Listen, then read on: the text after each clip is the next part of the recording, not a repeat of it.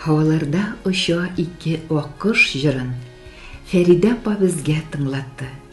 Бүген күрдем күктә өч аккошны.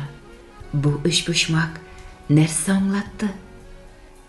Нишләп өчәү, кайда барың диеп сорау бирдем аккошларыма. Язмышлардан узмыш юк икән дип уралдым мин сагышларыма. Тормышта да ялгыз аккош хәлен кичергәннәр бер мин түгеллә. Минем күзләр көндез янып торса, төннәрен яшькә күмелә. Сагыш чылбырына уралам да, уйларымны сүтәм төн буе. Ялгызларга парын табыр өчен очраштырса иде күл буе.